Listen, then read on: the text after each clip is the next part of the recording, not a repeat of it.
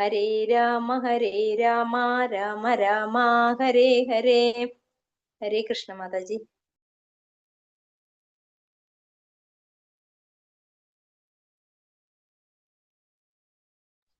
ഹരേ കൃഷ്ണ. ഹരേ കൃഷ്ണ മാതാജി. ഹരേ കൃഷ്ണ മാതാജി. ഹരേ കൃഷ്ണ മാതാജി.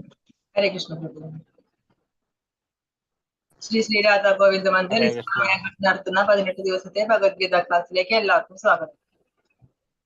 ഓം അജ്ഞാനതിമിരാന്ധസ്യ ജ്ഞാനാഞ്ജനശലാഖയാ ചക്ഷുരുന്മീലിതം യേന തസ്മൈ ശ്രീ ഗുരുവേ നമഃ. ശ്രീ ചൈതന്യമനോഭീഷ്ടം സ്ഥാപിതം യേന ഭൂതലേ സ്വയം രൂപകഥാ മഹ്യം ദദാതി സ്വപദാന്തികം.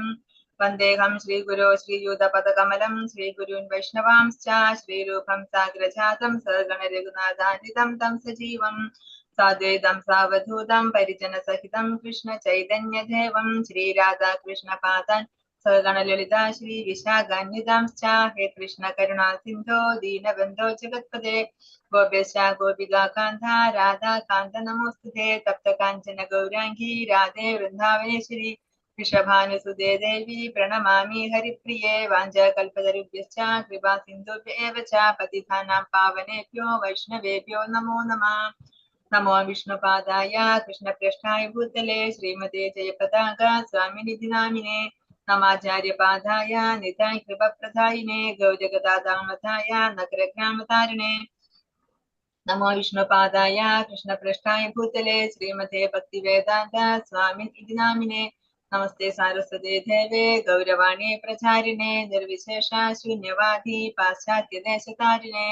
ജയ ശ്രീ കൃഷ്ണ ചൈതന്യ പ്രഭു നിത്യാനന്ദ ശ്രീ അദ്വൈത ഗദാധര ശ്രീവാസാദി ഗൗരഭക്തവൃന്ദ. ഹരേ കൃഷ്ണ കൃഷ്ണ കൃഷ്ണ ഹരേ ഹരേ ഹരേ രാമ രാമ രാമ ഹരേ ഹരേ. ഓം നമോ ഭഗവതേ വാസുദേവായ. ഓം നമോ ഭഗവതേ വാസുദേവായ. ഓം നമോ ഭഗവതേ വാസുദേവായ. ഹരേ കൃഷ്ണ. ഇന്ന് നമ്മൾ പഠിക്കാൻ പോകുന്ന അധ്യായം, ഹരേ കൃഷ്ണ മാതാജി, അധ്യായം 6 ധ്യാനയോഗം. ഇന്നലത്തെ അധ്യായത്തിൽ നമ്മൾ എന്തൊക്കെയാ പറഞ്ഞത്? കൃഷ്ണാവബോധത്തിലൂന്നിയ കർമ്മമാണ് കർമ്മപരിത്യാഗത്തെക്കാൾ മുകളിൽ എന്ന് പറഞ്ഞു. ഹരേ കൃഷ്ണ. പിന്നെ എന്തൊക്കെയാ പറഞ്ഞത്?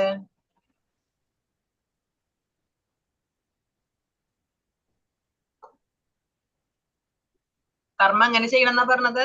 കർമ്മം സന്യാസമായിട്ട്, കർമ്മ സന്യാസ യോഗം, അതായത് കർമ്മം സന്യാസമായിട്ട്, കർമ്മത്തിന്റെ ഫലം ത്യജിച്ചുകൊണ്ട്. സാധാരണ സന്യാസം എന്ന് പറഞ്ഞാൽ എന്താണ്? കർമ്മം തന്നെ ഉപേക്ഷിക്കലാണ്. അപ്പൊ അർജുനൻ ചോദിക്കുകയാണ്, കർമ്മം ഉപേക്ഷിക്കുന്നതാണോ അതോ കർമ്മഫലത്തെ ഉപേക്ഷിക്കുന്നതാണോ ശ്രേഷ്ഠം? അപ്പൊ ഭഗവാൻ പറയാണ്, രണ്ടു മാർഗം സ്വീകരിച്ചാലും എത്തുന്നത് എന്റെ അടുത്തേക്ക് തന്നെയാണ്. പക്ഷെ ഏറ്റവും നല്ലത് ഏതാണ്? കർമ്മഫലത്തെ ഉപേക്ഷിക്കുക. കർമ്മം ചെയ്യണം, പക്ഷെ കർമ്മഫലത്തെ ഉപേക്ഷിക്കുക. അതെങ്ങനെ കർമ്മഫലത്തെ ഉപേക്ഷിക്കുക?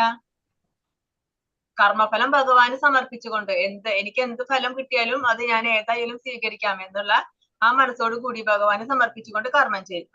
പിന്നെ നമ്മൾ ശാന്തി മന്ത്രം പഠിച്ചു. അത് ഏതായിരുന്നു?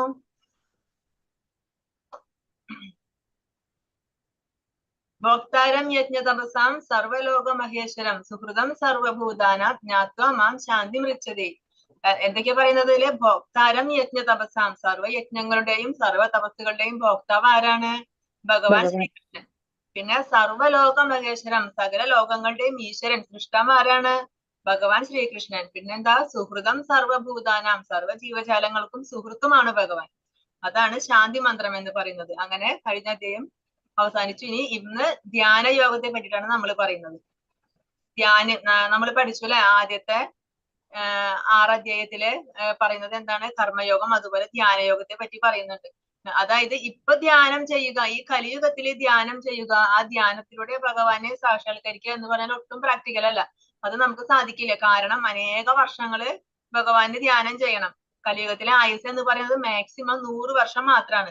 അത് മാത്രല്ല, മറ്റുള്ള സത്യയുഗത്തിലെ പോലെ തപശുദ്ധി ഇല്ല, യോഗസിദ്ധി ഇല്ല, അതൊന്നുമില്ല. അതുകൊണ്ട് ഈ ജന്മത്തില്, ഈ യുഗത്തില്, ഈ കലിയുഗത്തില് നമുക്ക് ഒരിക്കലും സാധിക്കില്ല ധ്യാനയോഗം ചെയ്ത് ഭഗവാനെ പ്രാപിക്കാനായിട്ട് ഒരിക്കലും സാധിക്കില്ല. പിന്നെ എന്തിനാ ഭഗവാൻ ഇത് പറയുന്നത്?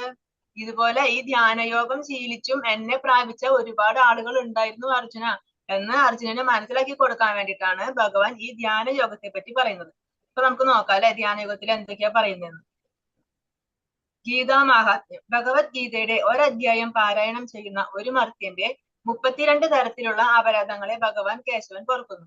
ഈ ഭഗവത്ഗീതയുടെ മാഹാത്മ്യമാണ് പറയുന്നത്. ഏതെങ്കിലും ഒരധ്യായം 18 അധ്യായമുള്ള ഭഗവത്ഗീതയിലെ ഏതെങ്കിലും ഒരധ്യായം പാരായണം ചെയ്താലും മതി, ആ മനുഷ്യന്റെ 32 തരത്തിലുള്ള അപരാധങ്ങളെ ഭഗവാൻ പൊറുക്കുമെന്നാണ് പറയുന്നത്. ശ്രീ ഭഗവാനുവാച അനാശ്രിത കർമ്മഫലം കാര്യം കർമ്മ കരോതി യഃ സസന്യാസി ച യോഗി ച ന നിരഗ്നിർന ചാക്രിയഃ. ശ്രീ ഭഗവാൻ പറഞ്ഞു, കർമ്മത്തിന്റെ ഫലത്തിൽ ആസക്തിയില്ലാതെ ധാർമ്മിക ബാധ്യത എന്ന നിലയിൽ കർമ്മം ചെയ്യുന്ന ആളാണ് സന്യാസി. അയാളാണ് യഥാർത്ഥ യോഗിയും, അല്ലാതെ അഗ്നിഹോത്രം ഉപേക്ഷിച്ചവനോ കടമ നിർവഹിക്കാത്തവനോ അല്ല. അപ്പൊ യഥാർത്ഥത്തിലുള്ള സന്യാസി ആരാണെന്നാണ് ഭഗവാൻ പറയുന്നത്. എന്താണ് സന്യാസം എന്ന വാക്കിന്റെ അർത്ഥം? സംന്യാസം. സം എന്ന് വെച്ചാല് നന്നായിട്ട്, ന്യാസം എന്ന് പറഞ്ഞാൽ ത്യജിക്കുക, നന്നായിട്ട് ത്യജിക്കുക, പൂർണ്ണമായും ത്യജിക്കുക, അതിനെയാണ് സന്യാസി എന്ന് പറയുന്നത്. അപ്പൊ ഭഗവാൻ പറയാണ്, ഈ സന്യാസി എന്ന് പറഞ്ഞാല് ആ വീട് വിട്ട് കാട്ടിൽ പോകേണ്ട ആവശ്യമില്ല. എല്ലാം വീടും കുടുംബവും എല്ലാം ഉപേക്ഷിച്ച്, ആ വീടും എല്ലാം ഉപേക്ഷിച്ച്, ബന്ധുക്കളെയും സ്വജനങ്ങളെയും ഉപേക്ഷിച്ച് കാട്ടിൽ പോകേണ്ട ആവശ്യമൊന്നുമില്ല. പിന്നെ രുദ്രാക്ഷം ധരിക്കുക, അല്ലെങ്കിൽ കയ്യിൽ കമണ്ടലു, ദണ്ട്, മറ്റേ കാവ്യ വസ്ത്രം, ഇതൊന്നും അല്ല. ഇതൊന്നും ധരിച്ചാൽ മാത്രമേ സന്യാസി ആകൂ, അങ്ങനെയൊന്നുമില്ല. ഭഗവാൻ പറയാണ് സന്യാസി ആവാൻ വേണ്ടി അതൊന്നും ചെയ്യേണ്ട ആവശ്യമില്ല. പിന്നെന്താ, നമുക്ക് കർമ്മം ചെയ്തുകൊണ്ട് തന്നെ സന്യാസി ആവാനായിട്ട് പറ്റും. സന്യാസി എന്ന് പറഞ്ഞാൽ എല്ലാ കർമ്മങ്ങളും ഉപേക്ഷിച്ച്, കാഷായ വസ്ത്രം ധരിച്ച്, എല്ലാം ഉപേക്ഷിച്ച്, കയ്യിലൊരു ദണ്ടും കമണ്ടലും രുദ്രാക്ഷമൊക്കെ ധരിച്ച്, മുടിയൊക്കെ നീട്ടി വളർത്തി, ഭസ്മൊക്കെ തൊട്ട്, അങ്ങനെ എല്ലാം ഉപേക്ഷിച്ച് പോവല്ലേ വനത്തിലേക്ക്. അതിനല്ല സന്യാസി എന്ന് പറയുന്നത്. നമുക്ക് കർമ്മം ചെയ്തുകൊണ്ടും സന്യാസി ആവാനായിട്ട് പറ്റും. എങ്ങനെ? ആ കർമ്മത്തെ ഭഗവാന് സമർപ്പിച്ചുകൊണ്ട് ചെയ്യുക. കർമ്മത്തിന്റെ ഫലത്തിൽ ആസക്തി ഇല്ലാതെ അനാസക്തമായിട്ട് കർമ്മം ചെയ്യണം. ധാർമ്മിക ബാധ്യത എന്ന നിലയിൽ ഇതെന്റെ കടമയാണ്, ഇതെന്റെ കർത്തവ്യമാണ്, ഈ കർമ്മം ചെയ്യേണ്ടത് എന്റെ കടമയാണ് എന്ന നിലയിൽ കർമ്മം ചെയ്യണം. അങ്ങനെ കർമ്മം ചെയ്യുന്ന ആളാണ് സന്യാസി. അയാളാണ് യഥാർത്ഥ യോഗിയും. അയാളെ തന്നെയാണ് നമ്മൾ യോഗി എന്ന് പറയുന്നത്. ആ യഥാർത്ഥ യോഗി ആരാണോ ആ യോഗി തന്നെയാണ് യഥാർത്ഥ സന്യാസി. അല്ലാതെ അഗ്നിഹോത്രം ഉപേക്ഷിച്ചവനോ കടമ നിർവഹിക്കാത്തവനോ അല്ല. സ്വന്തം കടമ നിർവഹിക്കാണ്ട് എല്ലാം ഉപേക്ഷിച്ച് കാട്ടിൽ പോയവനല്ല സന്യാസി. പിന്നെന്താ, അഗ്നിഹോത്രം ഉപേക്ഷിച്ചവനല്ല. എന്താ അഗ്നിഹോത്രം എന്ന് പറയുന്നത്? പണ്ടൊക്കെ ഗൃഹസ്ഥര് ചെയ്തിരുന്ന ഒരു കർമ്മമായിരുന്നു. അതായത് രാവിലെ എല്ലാ ഗൃഹസ്ഥരും വീട്ടിൽ അഗ്നിഹോത്രം എന്ന് പറയുന്ന ഒരു കർമ്മം ചെയ്തിരുന്നു. പിന്നീട് അവര് പ്രായമൊക്കെ ആയി സന്യാസം സ്വീകരിക്കുമ്പോ, സന്യാസം സ്വീകരിച്ച് പിന്നെ ഒരു കർമ്മം ചെയ്യേണ്ട ആവശ്യമില്ലല്ലോ. ആ സമയത്ത് ആ സന്യാസം സ്വീകരിക്കുമ്പോഴേ അവരത് ഉപേക്ഷിക്കുള്ളൂ. അതുവരെ ചെയ്തിരുന്ന ഒരു കർമ്മമാണ് അഗ്നിഹോത്രം. അപ്പൊ ഭഗവാൻ പറയാണ്, അങ്ങനെ അഗ്നിഹോത്രം ഉപേക്ഷിച്ചാലോ സ്വന്തം കടമ നിർവഹിക്കാണ്ടിരുന്നാലോ ഒന്നും സന്യാസി ആവാൻ പറ്റില്ല. യഥാർത്ഥ സന്യാസി എന്ന് പറയുന്നത് കർമ്മം ചെയ്യണം, ഫലത്തിൽ ആസക്തി ഇല്ലാതെ കർമ്മം ചെയ്യണം. നമ്മൾ പഠിച്ചിട്ടുണ്ട് യോഗം. എന്താ യോഗം എന്നുള്ള വാക്കിന്റെ അർത്ഥം? നമ്മളെ ഭഗവാനിലേക്ക് ഒന്നിക്കുന്നത് കർമ്മം എന്താണോ അതാണ് യോഗം എന്ന് പറയുന്നത്. നമ്മൾ പറഞ്ഞു ഭഗവത്ഗീതയിലെ എല്ലാ അധ്യായവും അവസാനിക്കുന്നത് ഏത് പേരിലാണ്? യോഗം. അർജുന വിഷാദ യോഗം, സാഖ്യയോഗം, കർമ്മയോഗം, ധ്യാനയോഗം, കർമ്മസന്യാസ യോഗം, അങ്ങനെ എല്ലാ വിഷയങ്ങളും എല്ലാ ചാപ്റ്ററും അവസാനിക്കുന്നത് യോഗം എന്നുള്ള പേരിലാണ്. ആ യോഗം എന്ന് വെച്ചാല് ഭഗവാനുമായിട്ട് ഒന്നുചേരുക, നമ്മളെ ഭഗവാനിലേക്ക് ഒന്നിപ്പിക്കുന്ന ഓരോ പ്രക്രിയകളാണ് ഈ ഭഗവത്ഗീതയിൽ പറയുന്നത്. പക്ഷെ ഇതിന് നമ്മൾ യോഗ എന്ന് പറയാൻ പറ്റുമോ? ഇല്ല അല്ലെ. നമ്മൾ കുറെ കാണാം, തലയൊക്കെ മണ്ണില് കുഴിച്ചിട്ടിട്ട് ഇതൊക്കെ യോഗശക്തി കൊണ്ട് ചെയ്യുന്നതാണ് അവര്.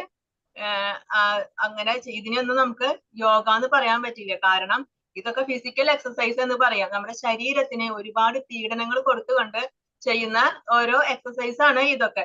ഇതൊക്കെ അവരുടെ ഓരോ സിദ്ധികളാണ്. ആ സിദ്ധികൾ കൊണ്ട് അവർ ചെയ്യുന്നു. പക്ഷെ ഇതൊക്കെ ചെയ്തുകൊണ്ട് നമുക്ക് ഭഗവാനിലേക്ക് എത്താൻ പറ്റുമോ? പറ്റുമോ? ഇതൊക്കെ ചെയ്താൽ ഭഗവാനിലേക്ക് എത്താൻ പറ്റുമോ? അല്ല, ഭഗവാനുമായിട്ട് ഒന്നു ചേരാൻ പറ്റുമോ? ഇതൊക്കെ ചെയ്തു കഴിഞ്ഞാൽ, ഇത്തരം കാര്യങ്ങളൊക്കെ ചെയ്താൽ ഭഗവാനുമായിട്ട് ഒന്നു ചേരാൻ പറ്റുമോ? പറ്റില്ല. അപ്പൊ ഭഗവാനുമായിട്ട് ഒന്നു ചെയ്യുന്ന കർമ്മങ്ങൾ എന്താണോ അതിനെയാണ് നമ്മൾ യോഗ എന്ന് പറയുന്നത്. ഇതിനെ നമ്മൾ ഇപ്പൊ ആധുനിക യുഗത്തിൽ ഇതിനൊക്കെ യോഗ എന്ന് പറയും. പക്ഷെ യഥാർത്ഥത്തില് ഭഗവാൻ ഭഗവത്ഗീതയിൽ പറയുന്ന ആ യോഗം അത് യഥാർത്ഥത്തിൽ ഇതല്ല. ഇപ്പൊ ഒരുപാട് ബുക്സ് ഒക്കെ കിട്ടുമല്ലേ, ഓരോരുത്തർക്കും കുട്ടികൾക്ക് പറ്റിയ യോഗ, പ്രഗ്നൻസി ടൈമിൽ ചെയ്യാൻ പറ്റുന്നത്, ഫിസിക്കൽ ഹെൽത്തിന്, മെന്റൽ ഹെൽത്തിന്, പിന്നെ മൃഗങ്ങൾക്ക് വേണ്ടിയുള്ള യോഗ, ചെയർ യോഗ, ഗോട്ട് യോഗ, അങ്ങനെ പലതരത്തിലുള്ള യോഗ എന്ന് പറഞ്ഞിട്ട് പല ടൈപ്പ് ബുക്കുകൾ നമുക്ക് മാർക്കറ്റിൽ കിട്ടും. പക്ഷെ ഇതൊന്നും വായിച്ചു പഠിച്ചാലും നമുക്ക് ഒരിക്കലും ഭഗവാനിലേക്ക് എത്താനായിട്ട് പറ്റില്ല. നമുക്ക് നമ്മുടെ ശരീരം സൗന്ദര്യമായിട്ട് സൂക്ഷിച്ചു വെക്കാനായിട്ട് പറ്റും. ആ ശരീരം നശിക്കുന്നതാണ്. നമ്മൾ പഠിച്ചു ആ ശരീരത്തിന് ഒരു എക്സ്പയറി ഡേറ്റ് ഉണ്ട്. അത് കഴിഞ്ഞാൽ ആ ശരീരം നശിക്കും. പക്ഷെ നമുക്ക് എന്താ വേണ്ടത്? നമുക്ക് ഭഗവാനിലേക്ക് എത്താണ് വേണ്ടത്. അതൊന്നും ഈ യോഗ ചെയ്തുകൊണ്ട് എത്താൻ പറ്റില്ല. അപ്പൊ പിന്നെ എന്താണ് ഈ യഥാർത്ഥ യോഗ എന്ന് പറയുന്നത്? നമ്മളെ ഭഗവാനുമായിട്ട് ബന്ധിപ്പിക്കുന്ന പ്രവൃത്തികള്, ആ പ്രക്രിയകള്, കർമ്മയോഗം, ജ്ഞാനയോഗം, അഷ്ടാംഗ യോഗം, ഭക്തിയോഗം, അങ്ങനെ പലതരത്തിലുള്ള യോഗകളിലൂടെ നമുക്ക് ഭഗവാനിലേക്ക് എത്താനായിട്ട് സാധിക്കും. അതിലെ അഷ്ടാംഗ യോഗത്തെ പറ്റിയിട്ടാണ് നമ്മൾ ഈ അധ്യായത്തിൽ പറയുന്നത്. എന്താണ് അഷ്ടാംഗ യോഗം? പേരിൽ തന്നെ ഉണ്ടല്ലേ, അഷ്ട അംഗം, 8 അംഗങ്ങൾ ചേർന്നതാണ് അഷ്ടാംഗ യോഗം. യമം, നിയമം, ആസനം, പ്രാണായാമം, പ്രത്യാഹാരം, ധാരണ, ധ്യാനം, സമാധി. യമം എന്ന് പറഞ്ഞാൽ എന്താണ്? നമ്മൾ ചെയ്യാൻ പാടാത്ത കുറെ കാര്യങ്ങളുണ്ട്, അതിനാണ് യമം എന്ന് പറയുന്നത്. നിയമം എന്ന് പറഞ്ഞാല് നമ്മൾ നിർബന്ധമായിട്ടും ചെയ്തിരിക്കേണ്ട കുറെ കാര്യങ്ങളുണ്ട്, അതിന് നിയമം എന്ന് പറയും. പിന്നെ ആസനം, നമ്മൾ ധ്യാനം ചെയ്യുമ്പോഴുള്ള ഓരോ പോസ്റ്റർ, എങ്ങനെ ഇരിക്കണം, എങ്ങനെ കാല് വെക്കണം, എങ്ങനെ കൈ വെക്കണം, എവിടെ ഇരിക്കണം, അതിനെയാണ് ആസനം എന്ന് പറയുന്നത്. പിന്നെ പ്രാണായാമം, പ്രാണവായുവിനെ നിയന്ത്രിക്കുന്ന ആ പ്രക്രിയയാണ് പ്രാണായാമം. പിന്നെ പ്രത്യാഹാരം, പ്രത്യാഹാരം എന്ന് വെച്ചാല് ഇന്ദ്രിയ നിയന്ത്രണം. എങ്ങനെ ഇന്ദ്രിയങ്ങളെ നിയന്ത്രിക്കാം? പ്രത്യാഹാരം, പ്രതി ആഹാരം, ഇന്ദ്രിയങ്ങൾക്ക് പ്രതി ആഹാരം കൊടുക്കുക. ഇന്ദ്രിയങ്ങൾ എപ്പോഴും വിഷയങ്ങളിൽ ആകൃഷ്ടരാണ്, വിഷയസുഖം അനുഭവിക്കാൻ വേണ്ടിയാണ് ഇന്ദ്രിയങ്ങൾക്ക് എപ്പോഴും ത്വര. അപ്പൊ നമ്മൾ എന്ത് ചെയ്യണം? ആ ഇന്ദ്രിയങ്ങൾക്ക് വേറെ കാര്യങ്ങൾ, ഭഗവാനുമായിട്ട് ബന്ധപ്പെട്ട കാര്യങ്ങളിൽ ഏർപ്പെടാനായിട്ടുള്ള അവസരം, ആ പ്രതി ആഹാരം കൊടുക്കുക. അപ്പൊ ഇന്ദ്രിയങ്ങളെ നിയന്ത്രണത്തിൽ നിർത്താനായിട്ട് നമുക്ക് സാധിക്കും. പിന്നെയുള്ളത് ധാരണ. ധാരണ എന്ന് പറയുമ്പോൾ നമ്മൾ എന്തിനാണോ ധ്യാനിക്കുന്നത് അതിൽ ശ്രദ്ധ കേന്ദ്രീകരിക്കുക, കോൺസെൻട്രേഷൻ കൊടുക്കുക. പിന്നെ ധ്യാനം, അങ്ങനെ നമ്മള് ആ ധ്യാനിച്ചു തുടങ്ങുന്നു. സമാധി എന്ന് പറഞ്ഞാല് ആ ധ്യാനത്തിന്റെ അവസാനത്തെ സ്റ്റേജാണ് സമാധി. സമാധി സ്റ്റേജിൽ എത്തിക്കഴിഞ്ഞാല് പിന്നെ പുറമേ നടക്കുന്ന, പുറം ലോകത്ത് നടക്കുന്നത് ഒന്നും അറിയില്ല. മഴയാണോ, കാറ്റാണോ, വെയിലാണോ, ശരീരവുമായിട്ട് ഒരു ബന്ധവും ഇല്ലാത്ത ആ ഒരു അവസ്ഥയിൽ എത്തുന്നതാണ് സമാധി. അതിനൊക്കെ അനേകം വർഷങ്ങൾ വേണ്ടി വരും. ഇതുപോലെ ഒരു മഴ വരുന്നത് അറിയില്ല, മഞ്ഞ് വരുന്നത് അറിയില്ല, പുറത്തുള്ള കാലാവസ്ഥ അറിയില്ല, വന്യമൃഗങ്ങൾ നടക്കുന്നത് അതൊന്നും അറിയില്ല, ശരീരത്തിലൊക്കെ പുല്ലൊക്കെ വന്ന് നമ്മൾ പഠിച്ചിട്ടുണ്ട്. വാൽമീകിയൊക്കെ ധ്യാനം ചെയ്തിട്ട് എന്താ സംഭവിച്ചത്? പുറ്റു വന്നു അല്ലെ, ചെതൽപുറ്റു വന്ന് മൂടി. വാൽമീകി അത് അറിഞ്ഞില്ല എന്നാ പറയുന്നത്. അപ്പൊ അതുപോലെ ധ്യാനം ചെയ്യുമ്പോൾ നമ്മൾ ആ സമാധി അവസ്ഥയിൽ എത്തുമ്പോഴേക്കും അനേക വർഷങ്ങൾ എടുക്കും. അപ്പൊ അവര് പുറം ലോകമായിട്ടുള്ള പൂർണ്ണമായിട്ടും ഒരു എല്ലാ ബന്ധം വിട്ടിട്ടുണ്ടാവും. ഇതിനാണ് ധ്യാനം എന്ന് പറയുന്നത്. ഉത്തരേധാത്മനാത്മാനം നാത്മാനമവസാധയേത് ആത്മൈവ ഹ്യാത്മനോ ബന്ധുർ ആത്മൈവാരിഭുരാത്മനഃ.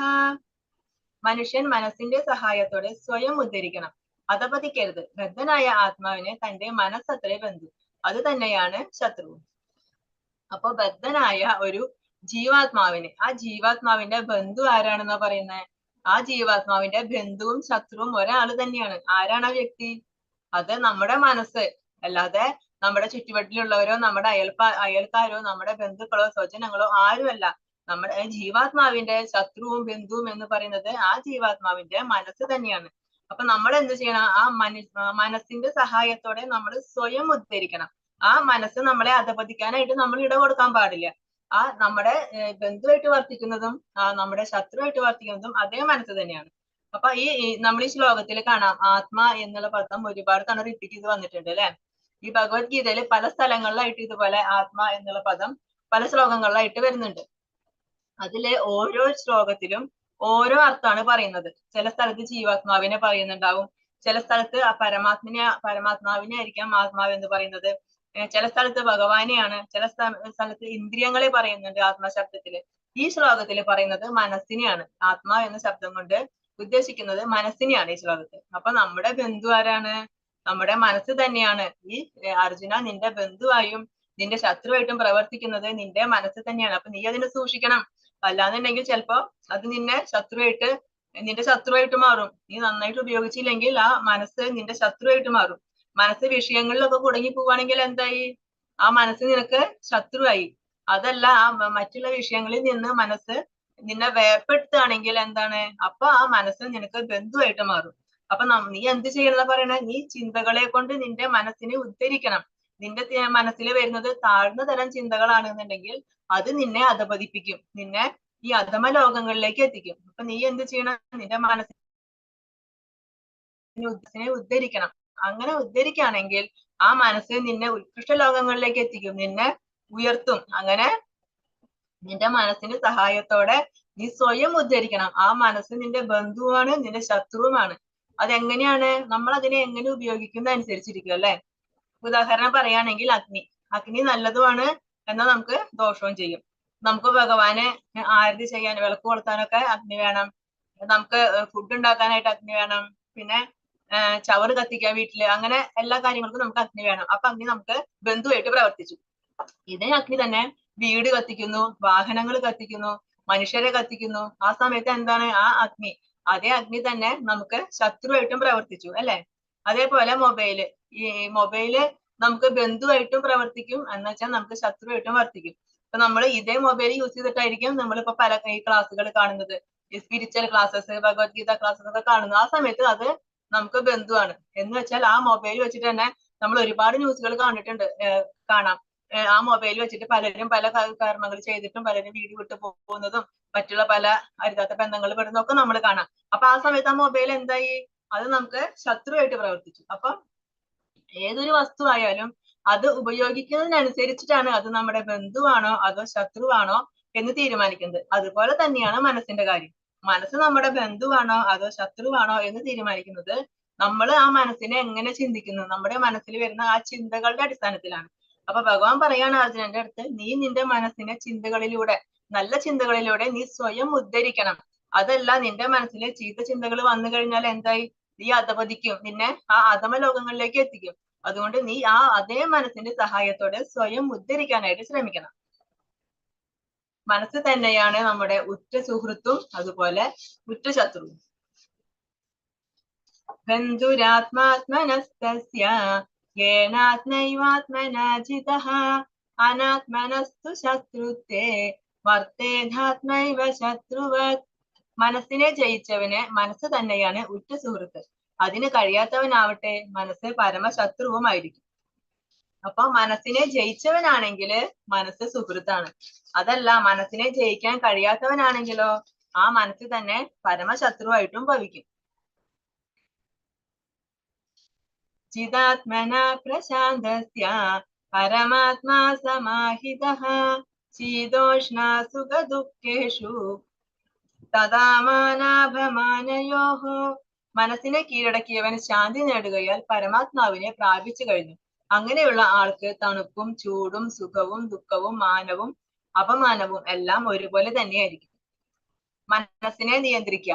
മനസ്സിനെ എങ്ങനെയാണ്, മനസ്സിനെ കീഴടക്കിയവന് ശാന്തി. മനസ്സിനെ കീഴടക്കിയ ആള് അയാൾക്ക് ശാന്തി നേടിക്കഴിഞ്ഞു. കാരണം അയാളെ മനസ്സ് ആ ഉത്കൃഷ്ട നല്ല ഉയർന്ന ചിന്തകളിലൂടെ അവന്റെ ചിന്താഗതിയെ ഉയർത്തുന്നു.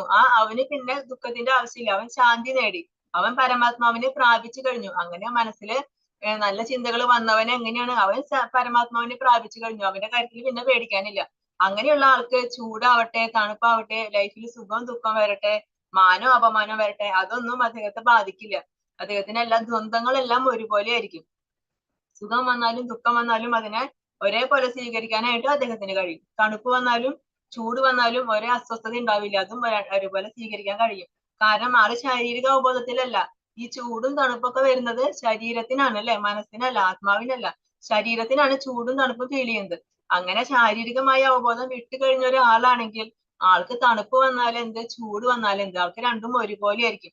സുഖം വന്നാലും ദുഃഖം വന്നാലും ഒരുപോലെ ആയിരിക്കും. കാരണം അത് ശാരീരികമാണ്, ശാരീരികമായ അവബോധമാണ് അദ്ദേഹത്തിന്. അദ്ദേഹം ഭൗതിക സുഖങ്ങളിലല്ല ജീവിക്കുന്നത്, ഭൗതിക അവബോധത്തിലല്ല. അതുകൊണ്ട് ആ സുഖവും ദുഃഖവും ആ മാനവും അപമാനവും ഒന്നും അദ്ദേഹത്തെ ബാധിക്കില്ല. പ്രശാന്തസ്യ എന്നാ പറയുന്നത്, അതായത് ശാന്തി നേടി, പ്രകർഷേണ ശാന്തി, വളരെ നന്നായിട്ട് തന്നെ ശാന്തി നേടി എന്നാണ് പറയുന്നത്. നമ്മൾ ഈ സ്ലൈഡിൽ കാണുന്നത് ഹരിദാസ് ഠാക്കൂർ ആണ്. ഹരിദാസ് ഠാക്കൂർ ആരാണ്? ചൈതന്യ മഹാപ്രഭുവിന്റെ കാലത്ത് ഉണ്ടായിരുന്ന വ്യക്തിയായിരുന്നു ഹരിദാസ് ഠാക്കൂർ. ഒരു മുസ്ലിം ആയിരുന്നു, മുസ്ലിം കുടുംബത്തിലാണ് ജനിച്ചത്. നമ്മൾ ഇന്നലെ ബ്രഹ്മവിമോഹൻ ലീല പഠിച്ചു ഇല്ലേ? ബ്രഹ്മാവിനെ മോഹിപ്പിക്കുന്നത്. ബ്രഹ്മാവ് ഭഗവാനെ മോഹിപ്പിക്കാൻ ശ്രമിക്കും, അവസാനം ബ്രഹ്മാവ് തന്നെ മോഹത്തിലാവും. ആ ലീല പഠിച്ചു. അതില് ബ്രഹ്മാവ് ഒരു നിമിഷം ഭഗവാനെ സംശയിച്ചു, അല്ലെ, ഇത് തന്നെയാണോ ഭഗവാൻ, കൃഷ്ണനാണെന്നാണോ പറയുന്നത്, ഈ കുട്ടിയാണോ, ഈ ബാലനാണോ ഭഗവാൻ എന്ന് സംശയിച്ചു. ആ സംശയിച്ചതിന്റെ പേരിൽ അദ്ദേഹത്തിന് മുസ്ലിം കുടുംബത്തിൽ ജനിക്കേണ്ടി വന്നതാണ് ഹരിദാസ് ഠാക്കൂർ എന്ന പേരിൽ. അപ്പൊ ഈ ഹരിദാസ് ഠാക്കൂർ ഭക്തനായിരുന്നു, എപ്പോഴും ഭഗവാന്റെ നാമങ്ങൾ ജപിക്കും. ഒരു ദിവസം 3 ലക്ഷം തവണയാണ് അദ്ദേഹം ഹരേ കൃഷ്ണ മഹാമന്ത്രം ജപിച്ചിരുന്നത്. എപ്പോഴും ഭഗവാന്റെ നാമം ജപിച്ചിരിക്കും, അങ്ങനെയായിരുന്നു. അങ്ങനെ നവാബിന് ദേഷ്യം വന്നു, കാരണം മുസ്ലിം കുടുംബത്തിലുള്ള ഒരാളാണ് ഇങ്ങനെ ഹരേ കൃഷ്ണ മഹാമന്ത്രം ജപിച്ച് നടക്കുന്നത്. അപ്പൊ അയാൾ കുറെ ഉപദേശിക്കും, ചെയ്യരുത് ചെയ്യരുത് കുറെ പറയും. പക്ഷെ അദ്ദേഹം ഇതൊന്നും മൈൻഡ് ചെയ്യില്ല. അദ്ദേഹം എപ്പോഴും ഭഗവാന്റെ നാമം, അദ്ദേഹത്തിന് ദിവസം ഒരു കണക്കുണ്ട്, ഒരു പ്രതിജ്ഞ ഉണ്ട്. ദിവസം 3 ലക്ഷം തവണയാണ് അദ്ദേഹം നാമം ജപിച്ചിരുന്നത്. ആ നാമജപം കഴിഞ്ഞിട്ടേ അദ്ദേഹം ഉറങ്ങുള്ളൂ. അങ്ങനെ നാമം ജപിച്ച് അത്രയും നല്ലൊരു ഭക്തനായ, അത്രയും നല്ലൊരു വ്യക്തിയായിരുന്നു. അങ്ങനെ നവാബിനെ കുറെ കഴിഞ്ഞൊക്കെ പറഞ്ഞിട്ടും അനുസരിക്കാതാവുമ്പോ നവാബിന് ദേഷ്യം വന്നു. അപ്പൊ വിചാരിച്ചത് മുടക്കണം, അവന്റെ ഈ തപോബലം കുറയ്ക്കണം. അപ്പൊ അതിനു വേണ്ടി ഒരു വേശ്യ സ്ത്രീനെ പറഞ്ഞു വിടും ഹരിദാസ് ഠാക്കൂറിന്റെ അടുത്തേക്ക്. ഹരിദാസ് ഠാക്കൂറിന്റെ അടുത്ത് ആ സ്ത്രീ വന്നിട്ട് പറയും, ഞാൻ ഇന്ന് നിങ്ങളുടെ അടുത്തേക്ക് വന്നതാണ്, ഇത് നിങ്ങൾ എന്നെ സന്തോഷിപ്പിക്കണം എന്ന് പറയും. അപ്പൊ ഹരിദാസ് ഠാക്കൂർ വലിയ പറ്റില്ല, ഒന്നും പറഞ്ഞില്ല. അദ്ദേഹം പറഞ്ഞു, ശരി ഓക്കെ, പക്ഷെ ഒരു കാര്യം, എനിക്കൊരു പ്രതിജ്ഞ ഉണ്ട്, ഞാൻ ദിവസം 3 ലക്ഷം തവണ ഹരേ കൃഷ്ണ മഹാമന്ത്രം ജപിക്കും, അത് കഴിഞ്ഞിട്ടേ ഞാൻ ഉറങ്ങാറുള്ളൂ. അപ്പൊ അതുകൊണ്ട് അതുവരെ നീ ക്ഷമിക്കണം, കാത്തിരിക്കണം എന്ന് പറയും. അങ്ങനെ ഹരിദാസ് ഠാക്കൂർ അവിടെ ഇരുന്ന് ഹരേ കൃഷ്ണ മഹാമന്ത്രം ജപിച്ചുകൊണ്ടിരുന്നു. ഈ സ്ത്രീ അവിടെ നോക്കിയിരുന്നു. അവസാനം പുലർച്ചെയായി, നേരം വെളുത്തപ്പോഴേ ജപം കഴിഞ്ഞുള്ളൂ. അപ്പൊ ഹരിദാസ് ഠാക്കൂർ പറഞ്ഞു, അയ്യോ സോറി, ഇന്ന് ലേറ്റ് ആയി, അപ്പൊ അതുകൊണ്ട് ഇന്ന് പോയിട്ട് നാളെ വരൂ, ഞാൻ തീർച്ചയായും നിന്റെ ആഗ്രഹം ഞാൻ നാളെ സാധിപ്പിച്ചു തരുന്നതായിരിക്കും എന്ന് പറഞ്ഞു. അപ്പൊ ആ സ്ത്രീ പോയി. പിറ്റേ ദിവസം ആ സ്ത്രീ വന്നു. അപ്പോഴും ഹരിദാസ് ഠാക്കൂർ പറഞ്ഞു, എന്റെ ജപം കഴിഞ്ഞിട്ടില്ല, ഇന്നും കൂടെ ജപിക്കണം, 3 ലക്ഷം കഴിയട്ടെ എന്നിട്ടാവാന്ന് പറയും. വീണ്ടും ആ സ്ത്രീ അവിടെ കാത്തിരുന്നു. ഹരിദാസ് ഠാക്കൂർ ജപിച്ചുകൊണ്ടിരുന്നു. അപ്പൊ സ്ത്രീ ഇത് കേട്ടുകൊണ്ടിരിക്കുകയാണ് ഈ നാമം ജപിക്കുന്നത്. അങ്ങനെ അതും കഴിഞ്ഞ് പിറ്റേ ദിവസമായി, നേരം വെളുത്തു, അതും കഴിഞ്ഞു. അദ്ദേഹം പറഞ്ഞു, നീ നാളെ തീർച്ചയായും നാളെ ഞാൻ നിന്റെ ആഗ്രഹം സാധിപ്പിച്ചു തരാൻ, നാളെ വരാൻ പറഞ്ഞു. അങ്ങനെ വീണ്ടും പോയി ആ സ്ത്രീ പിറ്റേ ദിവസം വന്നു. അപ്പോഴും ഹരിദാസ് ഠാക്കൂർ ജപിച്ചുകൊണ്ടിരിക്കുക ഹരേ കൃഷ്ണ മഹാമന്ത്രം. 3 ലക്ഷം തവണ അദ്ദേഹം ജപിച്ചിട്ട് വേറെ എന്ത് കാര്യം ചെയ്യൂ. അങ്ങനെ 3 ലക്ഷം തവണ ജപിച്ചു. പിറ്റേ ദിവസം നേരം വെളുത്തപ്പോ ആ സ്ത്രീ പറയാണ്, എന്നോട് ക്ഷമിക്കണം, അങ്ങ് വലിയൊരു മഹാനാണ്, ഞാനത് അറിഞ്ഞില്ല, എന്നെ നവാബ് വിട്ടതാണ്, ഞാനൊരു തെറ്റ് ചെയ്ത് എന്നോട് ക്ഷമിക്കണം, എനിക്ക് ദീക്ഷ തരണം, ഞാൻ അങ്ങയുടെ ഗുരുവായി സ്വീകരിക്കുന്നു, എനിക്ക് ദീക്ഷ തരണം എന്ന് പറഞ്ഞു. അങ്ങനെ ഹരിദാസ് ഠാക്കൂർ ആ സ്ത്രീക്ക് ദീക്ഷ കൊടുത്തു, ദീക്ഷാനാമം ഒക്കെ കൊടുത്തു. എന്നിട്ട് ആ ഹരിദാസ് ഠാക്കൂറിന്റെ ആ വീട് അവർക്ക് താമസിക്കാനായിട്ട് വിട്ടുകൊടുത്തിട്ട്, അവർ ഇതുവരെ സമ്പാദിച്ച കുറെ പണം ഉണ്ടായിരുന്നല്ലോ, ചീത്ത വഴികളിലൂടെ സമ്പാദിച്ചതാണ് അതൊക്കെ ദാനം കൊടുക്കാൻ പറഞ്ഞു. അങ്ങനെ അതെല്ലാവർക്കും ദാനം കൊടുത്തിട്ട് അദ്ദേഹം, അങ്ങനെ ആ സ്ത്രീ ഒരു വലിയ ഭക്തിയായിട്ട് മാറി. അപ്പൊ എന്താ സംഭവിച്ചത്, ഒരു ഭക്തന്റെ നാവിൽ നിന്നാണ് ഹരിനാമം കേട്ടത്. അങ്ങനെ ഭക്തന്റെ നാവിൽ നിന്ന് ആ ഹരിനാമം കേട്ട് അവരും വലിയൊരു ഭക്തിയായിട്ട് മാറി. ജ്ഞാന വിജ്ഞാന തൃത്താത്മാ കൂടസ്ഥോ വിജിതേന്ദ്രിയഃ യുക്ത ഇത്യുച്യതേ യോഗി സമലോഷ്ടാശ്മകാഞ്ചനഃ. ജ്ഞാനം കൊണ്ടും സാക്ഷാത്കാരം കൊണ്ടും തികച്ചും സംതൃപ്തനായ ഒരാളെ ആത്മസാക്ഷാത്കാരനിഷ്ഠനായ യോഗി എന്ന് പറയും. ആത്മസംയമിയായ അയാൾ അഭൗതികതയിൽ സ്ഥിതി ചെയ്യുന്നു. അയാളുടെ ദൃഷ്ടിയിൽ കല്ലും മണ്ണും സ്വർണവും ഒരുപോലെ തന്നെ. സമലോഷ്ടാശ്മകാഞ്ചനഃ, കല്ലും മണ്ണും സ്വർണവും ഒരുപോലെ തന്നെയായിരിക്കും. ആർക്കാണ്? ആത്മസംയമിയായ ആ ഒരു യോഗിക്ക്. അദ്ദേഹം ജ്ഞാനം നേടിയിട്ടുണ്ട്, ഭഗവാനെ സാക്ഷാത്കരിച്ചു. ഞാൻ ശരീരമല്ല, ഞാൻ ആത്മാവാണ്, ഞാൻ ഭഗവാന്റെ അംശമാണ്, ഞാൻ അവിടെ നിന്നാണ് വന്നിട്ടുള്ളത്, എനിക്ക് തിരിച്ചു പോവേണ്ടതും അവിടേക്കാണ്. ഇതൊക്കെ തിരിച്ചറിഞ്ഞു, അതൊക്കെ മനസ്സിലാക്കി ആ സാക്ഷാത്കാരം നേടിയ വ്യക്തി, അദ്ദേഹം ജ്ഞാനം നേടിയിട്ടുണ്ട്. അത് മാത്രമല്ല, ആ വിജ്ഞാനം എന്ന് പറഞ്ഞാൽ എന്താണ്? നമ്മൾ ജ്ഞാനം നേടിയാൽ മാത്രം പോരാ, ആ ജ്ഞാനം നമ്മള് പ്രാവർത്തികമാക്കണം. നമ്മൾ എന്താണോ അറിഞ്ഞത് ആ അറിഞ്ഞതിനെ ലൈഫിൽ പ്രാവർത്തികമാക്കണം. അതിനാണ് വിജ്ഞാനം എന്ന് പറയുന്നത്. അങ്ങനെ ജ്ഞാനം കൊണ്ടും വിജ്ഞാനം കൊണ്ടും ആത്മസാക്ഷാത്കാരം കൊണ്ടും തികച്ചും സംതൃപ്തനായ ഒരാളെ, ആ ഒരു യോഗിയെ, ആ ഭക്തനെ, അദ്ദേഹത്തിനെയാണ് നമ്മൾ യോഗി എന്ന് പറയുന്നത്. അദ്ദേഹത്തിന് കല്ലും മണ്ണും സ്വർണവും ഒക്കെ ഒരുപോലെയായിരിക്കും. എന്ന് വെച്ചാൽ അദ്ദേഹത്തിന് സ്വർണത്തിന്റെ വാല്യൂ അറിയാത്തത് കൊണ്ടല്ല, പക്ഷെ അദ്ദേഹത്തിന് കല്ലിനോടും മണ്ണിനോടും എന്താണോ അത്ര തന്നെയുള്ളൂ സ്വർണത്തോടും. അല്ലാതെ സ്വർണത്തിനോട് ഒരു വലിയ അറ്റാച്ച്മെന്റ് ഒന്നുമില്ല. അദ്ദേഹത്തിന് കല്ലാണോ മണ്ണാണോ സ്വർണ്ണാണോ എല്ലാം ഒരുപോലെ തന്നെയായിരിക്കും. കൃഷ്ണാവബോധത്തിന്റെ ശാസ്ത്രമാണ് ഭഗവത്ഗീത. ലൗകിക പാണ്ഡിത്യം കൊണ്ട് ആർക്കും കൃഷ്ണാവബോധം ഉദിക്കില്ല. അതിനാൽ വിശുദ്ധ പ്രജ്ഞനായ ഒരാളുമായി സഹവസിക്കാനുള്ള ഭാഗ്യം ഉണ്ടാകണം. കൃഷ്ണന്റെ കരുണ മൂലം ജ്ഞാനത്തെ സാക്ഷാത്കരിച്ച ആളാണ് കൃഷ്ണാവബോധമാർന്ന ഭക്തൻ. അപ്പൊ ഈ കൃഷ്ണാവബോധം എന്ന് പറയുന്നത് അത് എല്ലാവർക്കും കിട്ടില്ല. അത് ആർക്കാ കിട്ടുക? ഭഗവാന്റെ അനുഗ്രഹം വേണം. നമ്മുടെ ഉള്ളില് കൃഷ്ണാവബോധം വരണം എന്നുണ്ടെങ്കിൽ നമ്മൾ വിചാരിച്ചുകൊണ്ട് മാത്രമായില്ല. അതിന് നമുക്ക് ഭഗവാന്റെ കാരുണ്യം കൂടി വേണം. ആ ഭഗവാന്റെ ശാസ്ത്രമാണ് എന്ത്? ഭഗവത്ഗീത. ഈ ഭഗവത്ഗീത പഠിക്കണം എന്നുണ്ടെങ്കിൽ നമ്മൾ വലിയ ഡിഗ്രി എടുത്തോണ്ടോ PhD എടുത്തുകൊണ്ടോ ഒന്നും കാര്യമില്ല. നമുക്ക് ഭഗവാന്റെ അനുഗ്രഹം വേണം. ആ അനുഗ്രഹം ഉണ്ടെങ്കിൽ മാത്രമേ ഈ ഭഗവത്ഗീത നമുക്ക് മനസ്സിലാക്കാൻ പോലും സാധിക്കുള്ളൂ.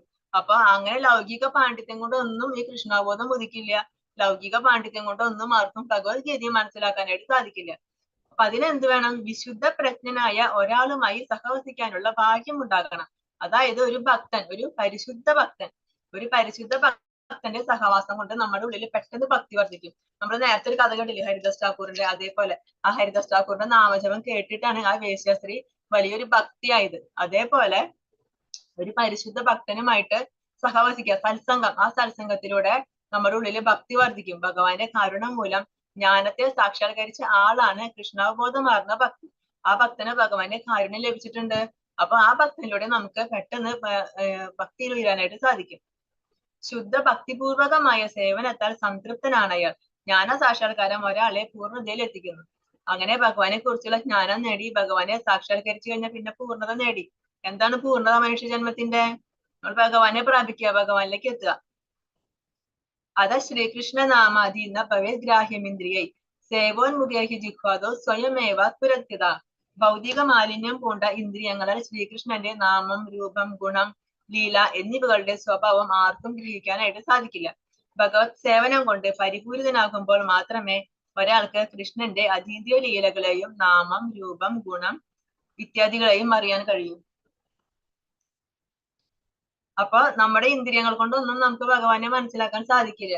കാരണം നമ്മുടെ ഇന്ദ്രിയങ്ങളൊക്കെ ഈ ഭൗതികമാണ്, ഭൗതികമായ മാലിന്യങ്ങൾ കൊണ്ട്. ഭൗതികമായ ഇന്ദ്രിയങ്ങൾ കൊണ്ട് ഒരിക്കലും നമുക്ക് ഭഗവാനെ മനസ്സിലാക്കാൻ പറ്റില്ല. ഭൗതികമായ ഒരു വസ്തുക്കൾ കൊണ്ടും നമുക്ക് ഭഗവാനെ പൂർണ്ണമായിട്ട് മനസ്സിലാക്കാനായിട്ട് സാധിക്കില്ല. നമുക്ക് 4 കുറവുകളുണ്ട്. എല്ലാ മനുഷ്യർക്കും 4 കുറവുകളുണ്ട്. അതിലൊന്നാണ് അപൂർണമായ ഇന്ദ്രിയങ്ങൾ. നമ്മുടെ ഇന്ദ്രിയങ്ങൾ കൊണ്ട് നമുക്ക് മനസ്സിലാക്കാൻ സാധിക്കില്ല ഭഗവാനെ. പിന്നെ എങ്ങനെ ഭഗവാനെ മനസ്സിലാക്കാനായിട്ട് സാധിക്കും? നമ്മൾ ഭഗവാന് സേവനം ചെയ്യണം, ഭഗവാനെ ഭക്തി സേവനം ചെയ്യണം. അങ്ങനെ സേവനം കൊണ്ട് പരിപൂരിതനാകുമ്പോൾ മാത്രമേ ആ കൃഷ്ണശാസ്ത്രം, കൃഷ്ണന്റെ ഭഗവാന്റെ ലീലകളെ കുറിച്ച്, ഭഗവാന്റെ നാമം, രൂപം, ഗുണം ഇതിനെ കുറിച്ചൊക്കെ നമുക്ക് അറിയാൻ കഴിയും.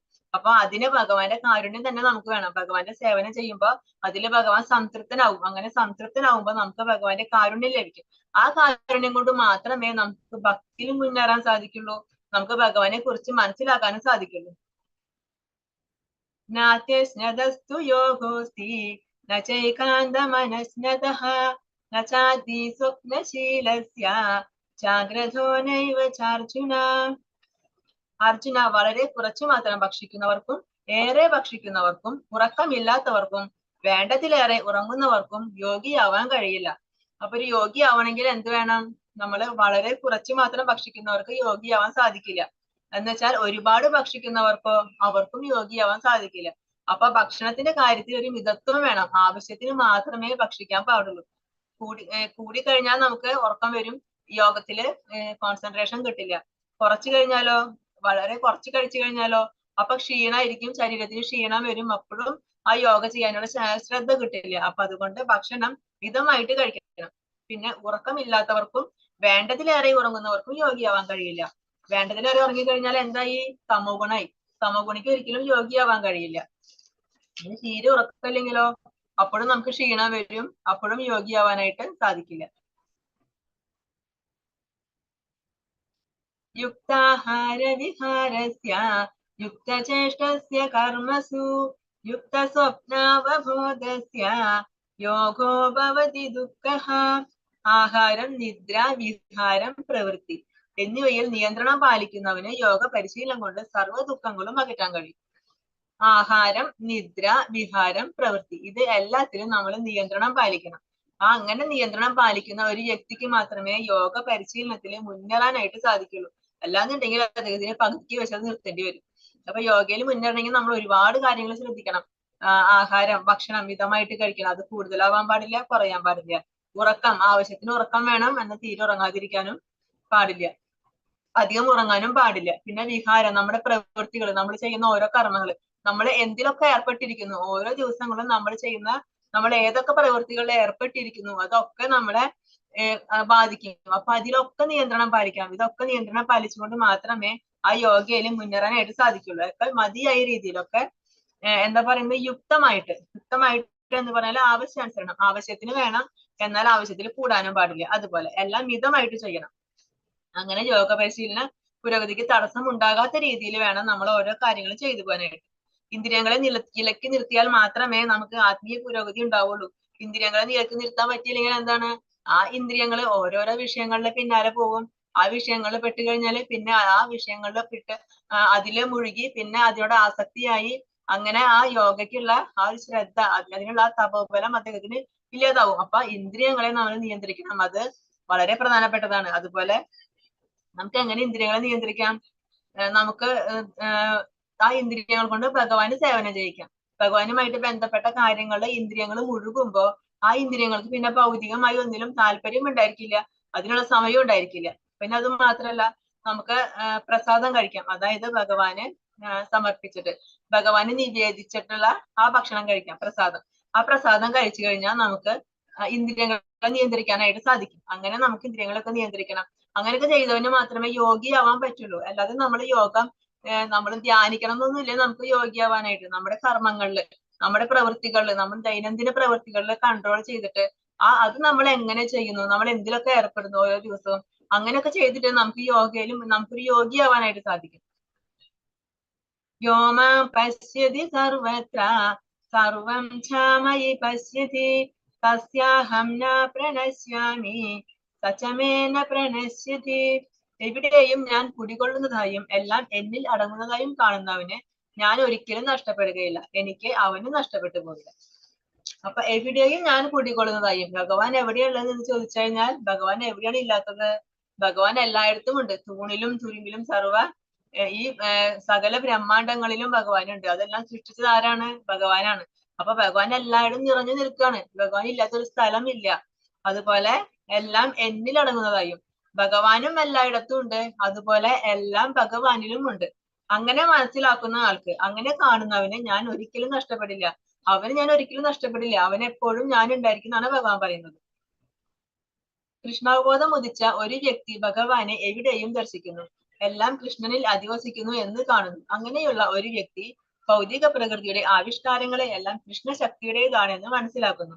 അതിനാൽ അവ ഓരോന്ന് കാണുമ്പോഴും അയാൾ കൃഷ്ണനെ കുറിച്ച് ബോധവാനാണ്. കൃഷ്ണാബോധം ഉദിച്ചിട്ടുള്ള ഒരു വ്യക്തി, നമ്മുടെ ഉള്ളിൽ നമ്മുടെ അവബോധം കൃഷ്ണാബോധമായി കഴിഞ്ഞാൽ പിന്നെ നമ്മൾ എവിടെ നോക്കിയാലും നമുക്ക് ഭഗവാനെ കാണാനായിട്ട് സാധിക്കും. നമ്മൾ എപ്പോഴും ഭഗവാനെ ചിന്തിക്കും. നമ്മുടെ ഓർമ്മയിൽ എപ്പോഴും ഭഗവാനെ ഉണ്ടാവും. നമ്മളൊക്കെ എന്തൊരു സാധനം കിട്ടിയാലും നമ്മൾ എന്താ ചിന്തിക്കുക? ഇത് ഭഗവാന്റെ സേവനത്തിന് എങ്ങനെ ഉപയോഗിക്കാം, അങ്ങനെ ആയിരിക്കും ചിന്തിക്കുക. അങ്ങനെ എല്ലാം ഭഗവാനിൽ അധിവസിക്കുന്നു എന്ന് കാണുന്ന ആ വ്യക്തിക്ക് ഭൗതിക പ്രകൃതിയുടെ ആവിഷ്കാരങ്ങൾ, ഈ ഭൗതിക പ്രകൃതിയിൽ എന്ത് കണ്ടാലും അദ്ദേഹത്തിന് മനസ്സിലാക്കാൻ പറ്റും, ഇതെല്ലാം ഭഗവാന്റെ ശക്തിയാണ്, ഭഗവാന്റെ ശക്തിയാണ് ഈ കാണുന്നതെല്ലാം എന്ന് അദ്ദേഹത്തിന് മനസ്സിലാക്കാനായിട്ട് സാധിക്കും. അങ്ങനെ ഓരോന്ന് കാണുമ്പോഴും അദ്ദേഹത്തിന് ഭഗവാനെ ഓർക്കാനായിട്ട് സാധിക്കും. കൃഷ്ണനെ കൂടാതെ ഒന്നിനും നിലനിൽക്കാനാവില്ല. കൃഷ്ണനാണ് എല്ലാറ്റിന്റെയും നാഥൻ. ഇതാണ് കൃഷ്ണാവബോധത്തിന്റെ മൗലിക സിദ്ധാന്തം. നമ്മൾ ഇന്നലെ പഠിച്ചു, ഭോക്താരം യജ്ഞതപസാം സർവലോക മഹേശ്വരം എന്ന് നമ്മൾ ഇന്നലെ പറഞ്ഞില്ലേ, ശാന്തി മന്ത്രം. അത് തന്നെയാണ് പറയുന്നത്. ഈ കാണുന്ന എല്ലാത്തിന്റെയും നാഥൻ ആരാണ്? ഭഗവാനാണ്. അതുകൊണ്ട് ആ ഭഗവാൻ ഇല്ലാതെ ഇതൊന്നിനും നിലനിൽക്കാനാവില്ല. ഇവിടെ എന്ത് കാണുന്നുണ്ടോ അതെല്ലാം ഭഗവാന്റെ ശക്തിയാണ്. ഭഗവാൻ അറിയാതെ ഒരു പുല്ല് പോലും ചലിക്കില്ല എന്നാണ് പറയുന്നത് ശാസ്ത്രങ്ങളിൽ. അപ്പൊ എല്ലാം ഭഗവാന്റെ ശക്തിയാണ്. ഭഗവാൻ അറിയാതെ ഇവിടെ ഒന്നും നടക്കില്ല. പ്രേമാഞ്ജനചുരിത ഭക്തി വിലോചനേന സന്തസ്തഥൈവ ഹൃദയേഷു വിലോകയന്തി യം ശ്യാമസുന്ദരമചിന്യ ഗുണസ്വരൂപം ഗോവിന്ദമാദിപുരുഷം തമഹം ഭജാമി. ഇതിലെന്താ പറയുന്നത്? ഭക്തന്റെ പ്രേമാഞ്ജനം എഴുതിയ കണ്ണുകൾക്ക് എപ്പോഴും ദൃശ്യനായിട്ടുള്ള ആ ആദിപുരുഷനായ ഗോവിന്ദനെ ഞാൻ ഭജിക്കുന്നു. അപ്പൊ ഭഗവാനെ കാണാൻ പറ്റുമോ എന്ന് ചോദിച്ചാൽ കാണാൻ പറ്റും. ആർക്ക്? ഭഗവാനെ കാണാൻ സാധിക്കും ഭഗവാന്റെ ഭക്തർക്ക്. എങ്ങനെയുള്ള ഭക്തർക്ക്? പ്രേമമാകുന്ന അഞ്ജനം കൊണ്ട് കണ്ണുകൾ എഴുതിയ ആ ഭക്തന്, ആ ഭക്തന്റെ കണ്ണുകളില് എന്താണ്? പ്രേമമാകുന്ന അഞ്ജനം കൊണ്ട്, ഭഗവാനോടുള്ള പ്രേമമാകുന്ന അഞ്ജനം കൊണ്ടാണ് അദ്ദേഹം കണ്ണെഴുതിയിരിക്കുന്നത്. അങ്ങനെയുള്ളവർക്ക് ആ കണ്ണുകൾ കൊണ്ട് ഭഗവാനെ ദൃശ്യനാണ്. ആ കണ്ണുകൾ കൊണ്ട് ഭഗവാനെ കാണാൻ സാധിക്കും. അപ്പൊ ഭഗവാൻ എവിടെ വസിക്കുന്നത്? ഭഗവാൻ ഭക്ത ഹൃദയത്തിലാണ്. ഭഗവാൻ ഒരിക്കൽ പറയുന്നുണ്ട്, നാരദനോട് പറയുന്നുണ്ട്, നാരദ എന്നെ കാണുന്നുണ്ടെങ്കിൽ ദ്വാരകയില് പോയിട്ട് കാര്യമില്ല, യോഗികളുടെ ഹൃദയത്തില് ഞാൻ പിന്നെ എവിടെയാണ്, ഞാൻ എന്റെ ഭക്തന്റെ ഹൃദയത്തിലാണ് വാഴുന്നത് എന്ന് പറയുന്നുണ്ട്. അപ്പൊ ആ ഭക്തന് കാണാനായിട്ട് സാധിക്കും ഭഗവാനെ. ആ ഭഗവാനോടുള്ള ആ പ്രേമ ഭക്തി കൊണ്ടുള്ള നിറഞ്ഞ ആ കണ്ണുകൾ കൊണ്ട് എപ്പോഴും ഭഗവാൻ ദൃശ്യനാണ്. എങ്ങനെ കാണാൻ പറ്റുന്നത്? ഈ ഭൗതിക ലോകത്തിലെ എന്ത് കണ്ടാലും അദ്ദേഹത്തിന് മനസ്സിലാവും, ഇതെന്റെ ഭഗവാന്റെ ശക്തിയാണ്, ഇതെന്റെ ഭഗവാന്റെ ശക്തിയാണ്, ഇത് സൃഷ്ടിച്ചത് ഭഗവാനാണ്, ഇതെനിക്ക് തന്നത് ഭഗവാനാണ്. അങ്ങനെ എന്ത് കണ്ടാലും എല്ലാത്തിലും ഭഗവാനെ കാണാനായിട്ട് അദ്ദേഹത്തിന് സാധിക്കും എന്നാണ് ഇതിൽ പറയുന്നത്. ചഞ്ചലം ഹി മന കൃഷ്ണ സമാധി ബലവദൃഢം തസ്യാഹം നിഗ്രഹം മന്യേ വായോരിവാസു ദുഷ്കരം. അപ്പൊ അർജുന പറയാണ്, മനസ്സ് ചഞ്ചലമാണ്, പ്രക്ഷുബ്ധമാണ്, വഴങ്ങാത്തതും ബലമേറിയതുമാണ്. കൃഷ്ണ, അതിനെ നിയന്ത്രിക്കാൻ കാറ്റിനെ പിടിച്ചു നിർത്തുന്നതിനേക്കാൾ പ്രയാസമുണ്ടെന്ന് എനിക്ക് തോന്നുന്നു. അപ്പൊ ഈ മനസ്സ്, അപ്പൊ ഭഗവാൻ പറഞ്ഞു, നീ മനസ്സിനെ നിയന്ത്രിക്കണം. മനസ്സ് നിനക്ക് ബന്ധുവായിട്ടും വരും, നിനക്ക് ശത്രുവായിട്ടും വരും. അതുകൊണ്ട് നീ മനസ്സിനെ ചിന്തകളിലൂടെ ഉയർത്തണം. അങ്ങനെയൊക്കെ കുറെ പറഞ്ഞു ഭഗവാൻ. അപ്പൊ അർജുനൻ പറയാണ്, കൃഷ്ണ, അത് വളരെ ബുദ്ധിമുട്ടാണ്. ഈ മനസ്സിനെ നിയന്ത്രിക്കുക, മനസ്സിനെ പിടിച്ചു നിർത്തുക, ഇതൊക്കെ വളരെ ബുദ്ധിമുട്ടുള്ള കാര്യമാണ്. കാരണം എന്താ? ഈ മനസ്സ് ചഞ്ചലമാണ്, ഇതെപ്പോഴും പ്രക്ഷുബ്ധമാണ്. ഈ മനസ്സിൽ എപ്പോഴും ചിന്തകൾ വന്നുകൊണ്ടിരിക്കും അല്ലെ. നമുക്കൊരു 5 മിനിറ്റ് എവിടെയും അനങ്ങാതിരിക്കാൻ പറ്റുമോ? നമുക്ക് ശരീരം ഒക്കെ അനങ്ങാതെ വെക്കാം, കയ്യും കാലും ഒക്കെ അനങ്ങാതെ വെക്കാം. പക്ഷെ അങ്ങനെ നമ്മൾ അനങ്ങാതിരുന്നാലും നമ്മുടെ മനസ്സിൽ എന്തെങ്കിലുമൊക്കെ ചിന്തകൾ വന്നുകൊണ്ടിരിക്കും. അപ്പൊ അതാണ് മനസ്സ് എന്ന് പറയുന്നത്. മനസ്സിൽ എപ്പോഴും ഇങ്ങനെ വർക്ക് ചെയ്തുകൊണ്ടിരിക്കും മനസ്സ്. അത് വഴങ്ങില്ല. നമ്മൾ എന്ത് വിചാരിച്ചാലും എങ്ങനെ വിചാരിച്ചാലും അത് വഴങ്ങില്ല. അത് മാത്രല്ല, അത് ബലമേറിയതാണ്. അതുകൊണ്ട് കൃഷ്ണ, അതിനെ നിയന്ത്രിക്കാൻ എനിക്ക് വളരെ ബുദ്ധിമുട്ടാണ്. ഞാൻ വേണമെങ്കിൽ ഈ കാറ്റുണ്ടല്ലോ, ഈ കാറ്റിനെ വേണമെങ്കിൽ ഞാൻ പിടിച്ചു നിർത്താം. പക്ഷെ എന്നാലും ഈ മനസ്സിനെ പിടിച്ചു നിർത്താൻ എനിക്ക് സാധിക്കില്ല. കാരണം അത് വളരെ ചഞ്ചലമാണ്. കുരങ്ങന്റെ പോലെയാണെന്ന് പറയും. കുരങ്ങന്മാരുടെ സ്വഭാവം എങ്ങനെയാ? ഒരു സ്ഥലത്ത് അടങ്ങിയിരിക്കില്ലേ, എപ്പോഴും ഇങ്ങനെ ഓടിച്ചാടി നടക്കും. ഒരു മരത്തിൽ നിന്ന് മറ്റേ മരത്തേക്ക് കയറും, ഇറങ്ങും, അങ്ങോട്ട് ചാടും. ഇതുപോലെയാണ് മനസ്സും. ഈ മനസ്സും ഒരു സ്ഥലത്തും അടങ്ങിയിരിക്കില്ല. എപ്പോഴും ഇങ്ങനെ അങ്ങോട്ടും ഇങ്ങോട്ടും എന്തെങ്കിലുമൊക്കെ സഞ്ചരിച്ചുകൊണ്ടേയിരിക്കും. അങ്ങനെ ഓരോ ചിന്തകൾ എപ്പോഴും വന്നുകൊണ്ടിരിക്കും. അപ്പൊ ഇത് പറയുന്നത് ആരാണ് പറയുന്നത്? അർജുനൻ. ഈ അർജുനനെ നമുക്കറിയാം, പണ്ട് ഗുരു ദ്രോണര് ഇവർക്കൊരു പരീക്ഷണം നടത്തി. ആ വിദ്യാഭ്യാസമൊക്കെ പഠിച്ചുകൊണ്ടിരിക്കുന്ന സമയത്ത് ഒരു പരീക്ഷണം നടത്തി, അവരുടെ ശ്രദ്ധയെ പറ്റി അറിയാനായിട്ട്. അന്ന് ഒരു വൃക്ഷത്തിൽ ഒരു പക്ഷീനെ വെച്ചിട്ട് ആ പക്ഷിയുടെ കണ്ണിലേക്ക് അമ്പ ചെയ്യാൻ പറഞ്ഞു.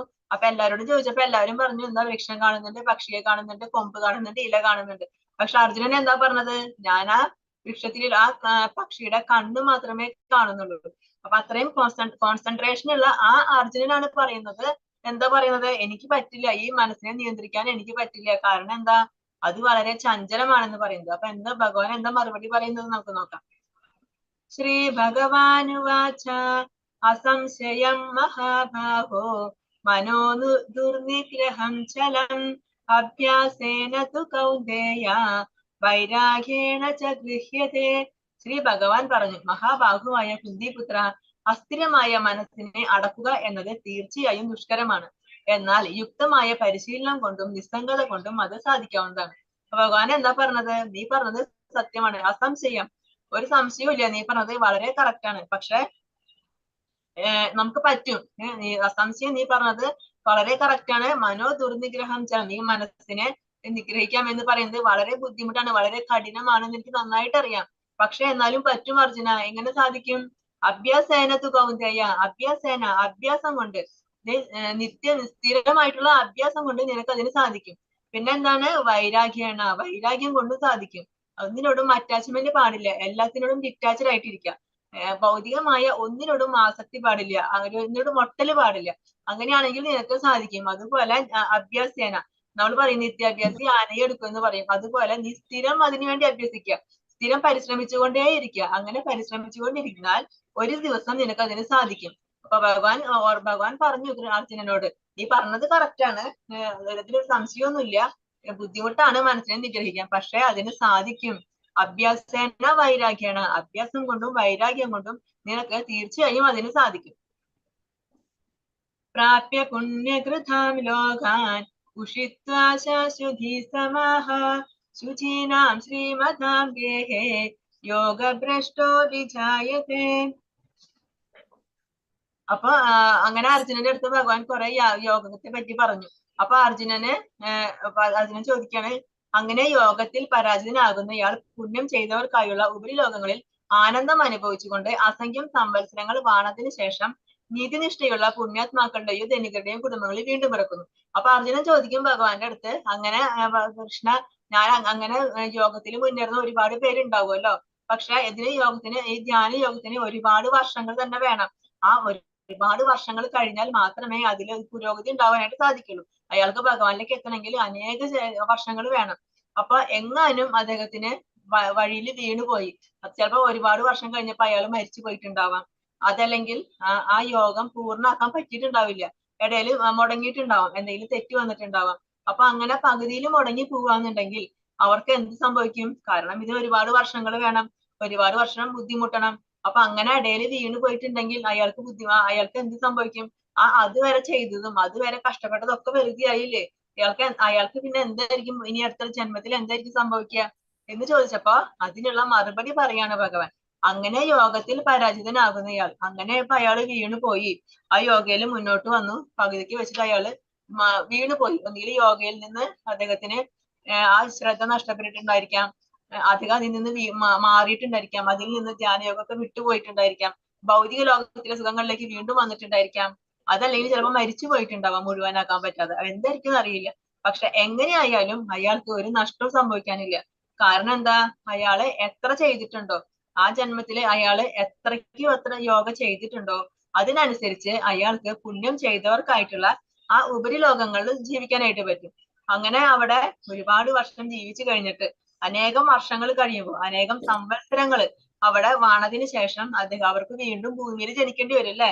നമുക്ക് പുണ്യായാലും പാപായാലും അത് അനുഭവിക്കാൻ നമുക്ക് ഭൂമിയിൽ വീണ്ടും ജനിക്കേണ്ടി വരും. അപ്പൊ അയാള് ഇതുപോലെ യോഗ ചെയ്തത് കൊണ്ട് ഒരുപാട് അനേകം സംവത്സരങ്ങൾ അയാൾക്ക് ഉപരിലോകങ്ങളിൽ പാടാനായിട്ട് സാധിക്കും. പക്ഷെ അതിനുശേഷം എന്ത് സംഭവിക്കും? ഭൂമിയിൽ ജനിക്കേണ്ടി വരും. അതല്ല എവിടെ ജനിക്കും? പുണ്യാത്മാക്കളുടെ വീട്ടിൽ ജനിക്കും, അതല്ലെങ്കിൽ ധനികരുടെ കുടുംബങ്ങളിൽ ജനിക്കും. അദ്ദേഹത്തിന് അങ്ങനെ ഒരു ഭാഗ്യം കിട്ടും. ഒന്നുകിൽ നല്ല ഭക്തന്മാരുടെ വീട്ടിൽ ജനിക്കാനായിട്ട് ഭാഗ്യം കിട്ടും, അതല്ലെങ്കിൽ നല്ല ധനികരുടെ, നല്ല പണക്കാരുടെ വീട്ടിൽ ജനിക്കാം. അപ്പൊ എന്താണ്? പിന്നത്തെ ആ ജന്മത്തിൽ അദ്ദേഹത്തിന് അത് വെച്ചിട്ട് വീണ്ടും മുന്നേറാൻ പറ്റും. ആ ഭക്തിയിൽ മുന്നേറാനായിട്ട് എന്തൊക്കെ സാഹചര്യങ്ങൾ വേണോ ആ സാഹചര്യങ്ങളൊക്കെ ഭഗവാൻ റെഡിയാക്കി കൊടുക്കുന്നതാണ് പറയുന്നത്. യോഗിനാമവി സർവേഷാം മത്കജേനാന്തരാത്മന ശ്രദ്ധാവാൻ രചതേയോ മാം സമേയുക്തതമോ മതഃ. പൂർണ്ണ വിശ്വാസത്തോടെ എപ്പോഴും എന്നിൽ തന്നെ നിലകൊള്ളുകയും എന്നെ ധ്യാനിച്ചുകൊണ്ട് പ്രേമപൂർവ്വം എന്റെ ദിവ്യ സേവനത്തിൽ ഏർപ്പെട്ടുകൊണ്ടിരിക്കുകയും ചെയ്യുന്നവനാണ് എല്ലാ യോഗികളിലും വെച്ച് അത്യുത്തമ. മാതാജി, ഇത് എത്രാമത്തെ അധ്യായം മാതാജി? ഒന്ന് പറഞ്ഞതാ മാതാജി. 6ാമത്തെ അധ്യായമാണ് മാതാജി. ഹരേ കൃഷ്ണ. മാതാജി എന്ന് പേര് പറഞ്ഞ ഹെഡിങ് ധ്യാനയോഗം. ധ്യാനയോഗം. ഗിരിജ കെ. ഓക്കെ മാതാജി. ഹരേ കൃഷ്ണ. ജ്ഞാനയോഗം അല്ലേ? ധ്യാനയോഗം. ധ്യാനയോഗം. ഓക്കെ മാതാജി, ഞാൻ നോക്കാം. ശരി.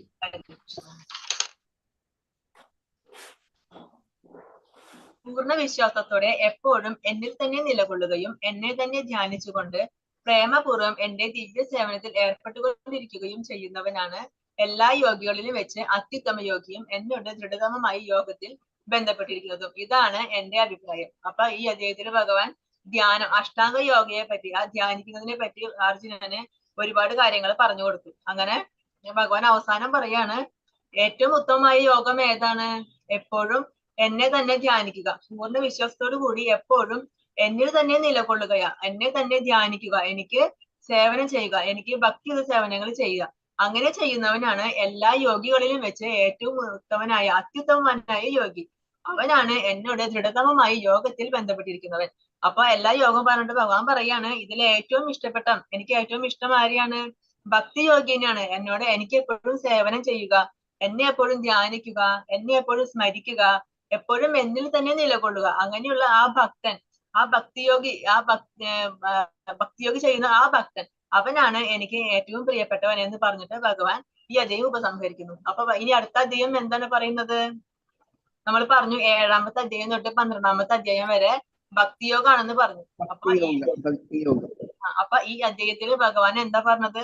ധ്യാനയോഗത്തെ ഒക്കെ പറഞ്ഞു കഴിഞ്ഞിട്ട് അവസാനം പറയാണ്, ഇതൊക്കെയാണ്, ഇങ്ങനെയൊക്കെയാണെങ്കിലും എനിക്ക് ഏറ്റവും ഇഷ്ടം ആരെയാണ്?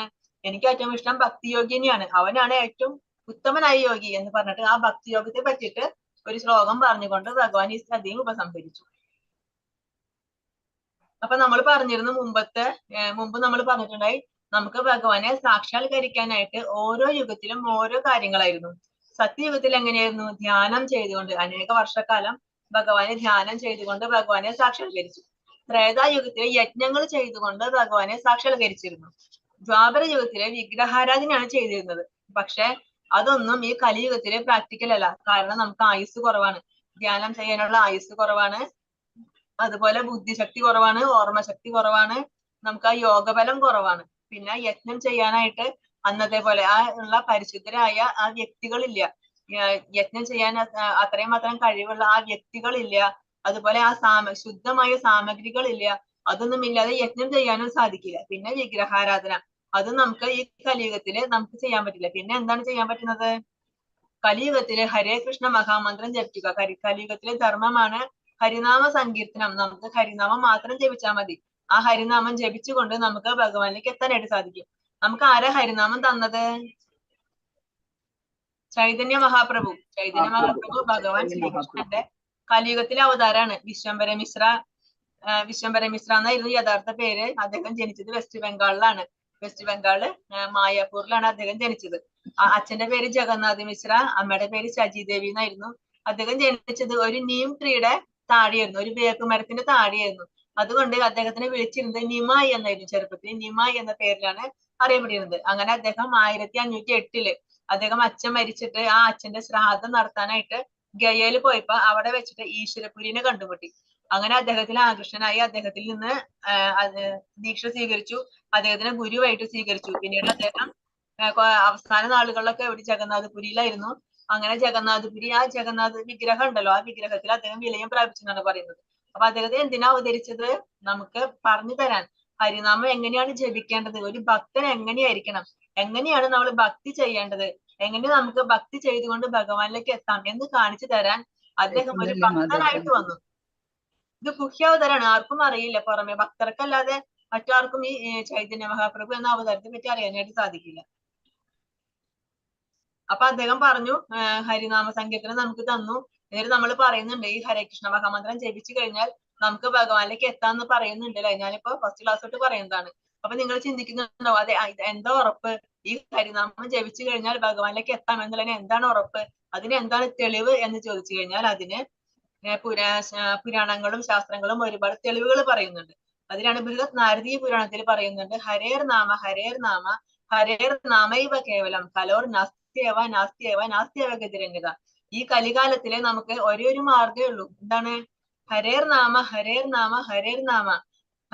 ഹരിനാമം മാത്രമേ ഉള്ളൂ, ഹരിനാമം മാത്രമേ ഉള്ളൂ, ഹരിനാമം മാത്രമേ ഉള്ളൂ.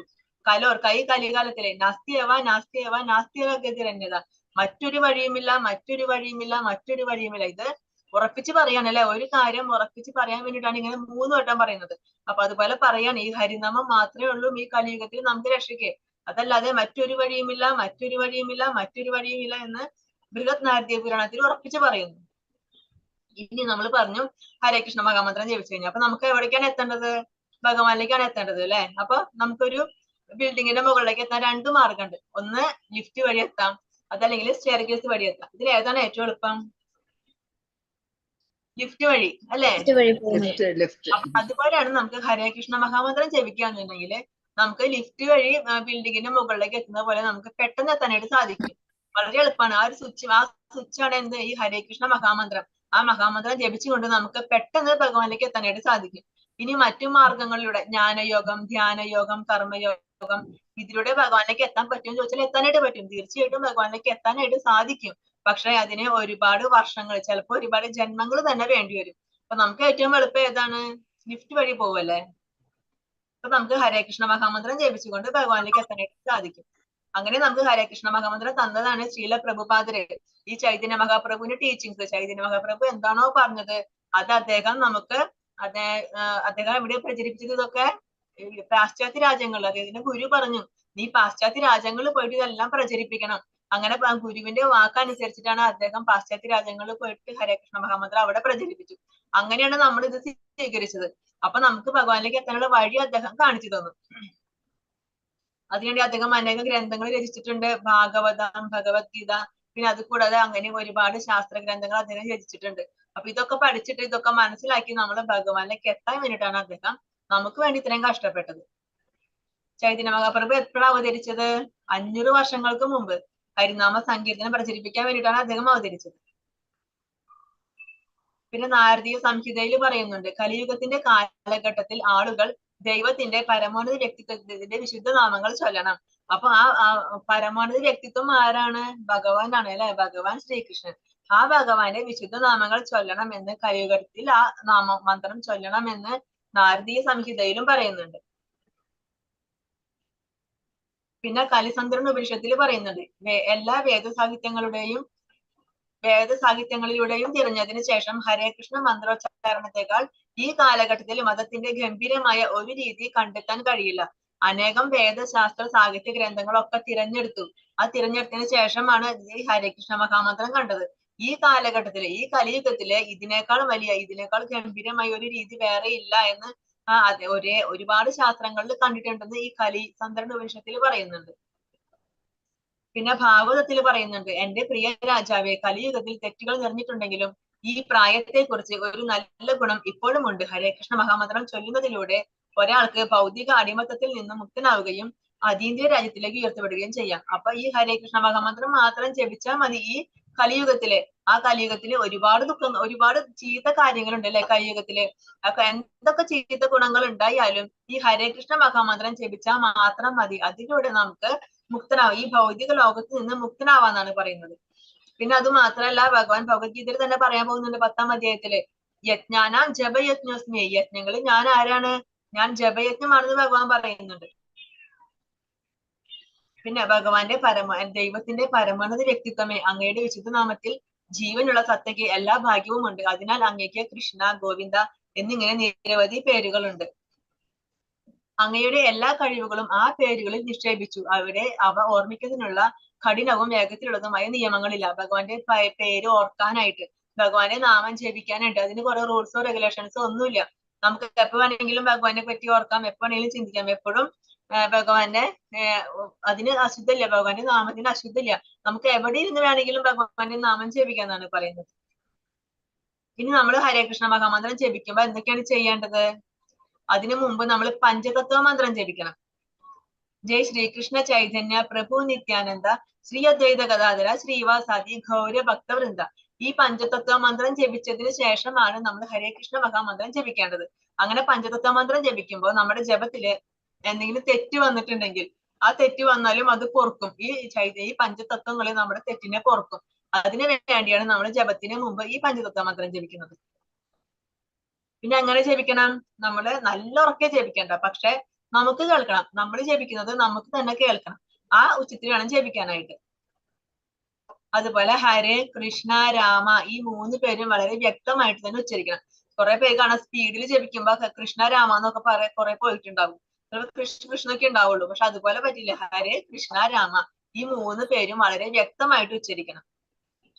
പിന്നെ ആദരവോട് കൂടി ജപിക്കണം, അതുപോലെ ഭക്തിയോട് കൂടി ജപിക്കണം. നമുക്ക് എവിടെ ഇരുന്ന് വേണമെങ്കിലും ജപിക്കാം, ഏത് സ്ഥലത്തും ഇരിക്കാം, എങ്ങോട്ടും തിരിഞ്ഞിരിക്കാം. കിഴക്കോ പടിഞ്ഞാറോ വടക്കോ തെക്കോ അതിനൊന്നും ഒരു നിയമമില്ല. എവിടെ ഇരിക്കാം അതിന് നിയമമില്ല. നമുക്ക് എവിടെ വേണമെങ്കിലും ഇരിക്കാം. ഇനി നടന്നുകൊണ്ട് ജപിക്കണോ നടന്നുകൊണ്ട് ജപിക്കാം, അതിനൊന്നും കുഴപ്പമില്ല. കാരണം ഭഗവാന്റെ നാമത്തിന് അശുദ്ധി ഇല്ല. അതുകൊണ്ട് അതെങ്ങനെ ജപിച്ചാലും അതിൽ തെറ്റില്ല. നമുക്ക് എപ്പോ വേണമെങ്കിലും ജപിക്കാം ഹരേ കൃഷ്ണ മഹാമന്ത്രം. പക്ഷെ ആ ബ്രഹ്മ മുഹൂർത്തത്തിൽ ജപിക്കുകയാണെങ്കിൽ അതിന് കുറച്ചും കൂടെ ഗുണം കൂടുതലായിരിക്കും. ഇനി ജപിക്കാൻ വേണ്ടി കുളിക്കണം നിർബന്ധമില്ല. രാവിലെ എണീറ്റിട്ട് നമുക്ക് ജപിക്കാൻ കുഴപ്പമില്ല. രാവിലെ എണീറ്റിട്ട് ജപിക്കാൻ കുഴപ്പമില്ല. അല്ലാതെ അതിന് പോയി കുളിക്കണമെന്നോ കുളി കഴിഞ്ഞിട്ട് ജപിക്കാൻ പാടുള്ളൂ എന്നോ അങ്ങനെയില്ല. ഇനി ചിലര് പറയാൻ നോൺ വെജ് കഴിച്ചു ജപിക്കാൻ പാടുമെന്ന് ചോദിക്കാറുണ്ട് കുറെ പേര്. ഞാൻ നോൺ വെജ് കഴിച്ചു ജപിക്കാൻ പാടുമെന്ന്. അതിലൊന്നും കുഴപ്പമില്ല. കാരണം ഭഗവാന്റെ നാമത്തിന് അശുദ്ധിയില്ല. അതുകൊണ്ട് നമുക്കത് എപ്പോ വേണമെങ്കിലും ജപിക്കാം. പിന്നെ നമ്മൾ എണ്ണ വെച്ച് ജപിക്കണം എന്നാണ് പറയുന്നത്. 108 മുത്തുള്ള ഒരു മാലയുണ്ട് ഹരേ കൃഷ്ണ മഹാമന്ത്രം. ആ മാലയിലാണ് നമ്മൾ ജപിക്കേണ്ടത്. ഇവിടെ എത്ര പേര് മാല ജപിക്കുന്നവരുണ്ട്? ജപിക്കുന്നുണ്ട് മാതാജി. ഉണ്ട് അല്ലെ? 2 പേരുള്ളോ? സിന്ധു മാതാജി. മാതാജി ഞാൻ 108 മഞ്ചാടി വെച്ച ജപിക്കുന്നത്. മഞ്ചാടി. പക്ഷെ മാതാജി മാലയിൽ ജപിക്കാണ് കൂടുതൽ നല്ലത്. മാലയിൽ ജപിക്കാറുണ്ട്. ഞാന് കുറെ മാലയിൽ പേര് ജപിക്കും. മാലയിൽ. ഹരേ കൃഷ്ണ കുറെ പേര് വാങ്ങിക്കാം. ജപിക്കും. മാല വാങ്ങിക്കാം കേട്ടോ മാതാജി. ഹരേ കൃഷ്ണ മാല മഹാരാജ. ഇല്ലാത്തവര് എത്രയും പെട്ടെന്ന് മാല വാങ്ങാനായിട്ട് ശ്രമിക്കുക. ആ മാലയിൽ ജപിക്കുമ്പോ അതിനൊരു ഒരു കുറച്ച് നാൾ ജപിക്കുമ്പോൾ നമുക്കത് ഫീൽ ചെയ്യാൻ പറ്റും എന്താണ് വ്യത്യാസം എന്നുള്ളത്. പിന്നെ 108 തവണ ഒരു മാലയിൽ 108 മന്ത്രമാണ് ഉള്ളത്. അപ്പൊ നമ്മൾ പഞ്ചതത്വ മന്ത്രം ജപിക്കണം. പിന്നെ 108 തവണ ഹരേ കൃഷ്ണ മഹാമന്ത്രം ജപിക്കണം. അത് കഴിഞ്ഞിട്ട് വീണ്ടും പഞ്ചതത്വ മന്ത്രം ജപിക്കണം. അത് കഴിഞ്ഞിട്ട് പിന്നെ നിങ്ങൾ ആ മാല തിരിക്കാൻ പാടില്ല. നമ്മൾ എവിടെയാണോ ജപം നിർത്തിയത് അതിന് ആ ഒരു മേരുമണി ഉണ്ടായിരിക്കും. സെന്ററിലുള്ള മണിയാണ് മേരുമണി. ആ മേരുമണി ക്രോസ് ചെയ്യാനായിട്ട് പാടില്ല. നമ്മള്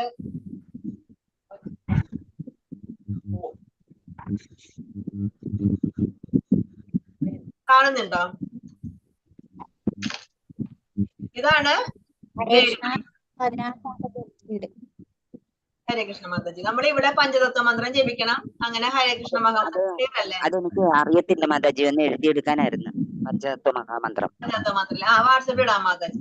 അങ്ങനെ നമ്മൾ ജപിച്ച് നമ്മള് ഇവിടെ എത്തി. ഇവിടെ എത്തുമ്പോ നമ്മുടെ ജപം കഴിഞ്ഞ് നമ്മൾ ഇവിടെ ജപിച്ച് വീണ്ടും പഞ്ചതത്വ മന്ത്രം ജപിച്ചതിന് ശേഷം പിന്നെ ഈ മണി ക്രോസ് ചെയ്യാൻ പാടില്ല. ഇങ്ങോട്ട് ക്രോസ് ചെയ്യാൻ പാടില്ല. നമ്മൾ വീണ്ടും ഈ മാല തിരിച്ചിട്ട് എവിടെ നിർത്തിയോ ആ മണിയിൽ വീണ്ടും തുടങ്ങണം. ആ മേരി മണിയെ ക്രോസ് ചെയ്യാനായിട്ട് പാടില്ല. അങ്ങനെയാണ് നമ്മൾ ഹരേ കൃഷ്ണ മഹാമന്ത്രം ജപിക്കേണ്ടത്. മാതാജി ആ കാര്യം അറിയില്ലായിരുന്നു, അത് ക്രോസ് ചെയ്യരുത് എന്നുള്ളത്. ചെയ്യാറുണ്ടായിരുന്നോ? അതെ. അത് ഭഗവാനാണ് മാതാജി. ഭഗവാനെ ക്രോസ് ചെയ്യാൻ പാടില്ല. സോറി. അത് കുഴപ്പമില്ല. പക്ഷെ ഇനി തൊട്ട് ജപിക്കുമ്പോൾ ശ്രദ്ധിച്ചാൽ മതി മാതാജി. ഇനി തൊട്ട് ജപിക്കുമ്പോ ക്രോസ് ചെയ്യാണ്ട് ജപിക്കാം. ശരി ഹരേ മാതാജി. കൃഷ്ണ മാതാജി. ഹരേ കൃഷ്ണ.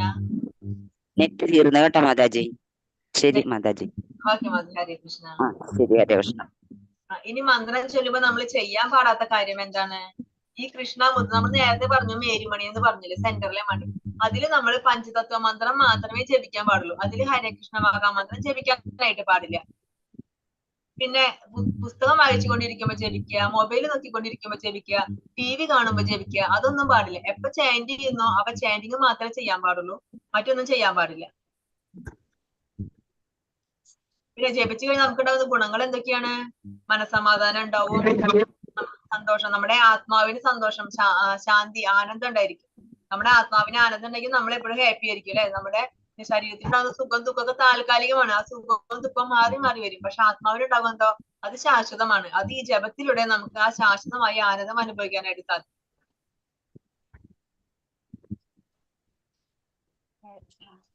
ഈ മേരുമണി നമ്മള് ഇപ്പൊ ഇവിടെ വെച്ച് ജപം കഴിഞ്ഞാല് ഇവിടെ പഞ്ചതത്വം ജപിച്ചിട്ട് വീണ്ടും മാല തിരിച്ചിട്ട് ഇവിടെ നിന്ന് വീണ്ടും ജപിച്ചു തുടങ്ങണം. ഈ മേരുമണി ക്രോസ് ചെയ്ത് ജപിക്കാനായിട്ട് പാടില്ല.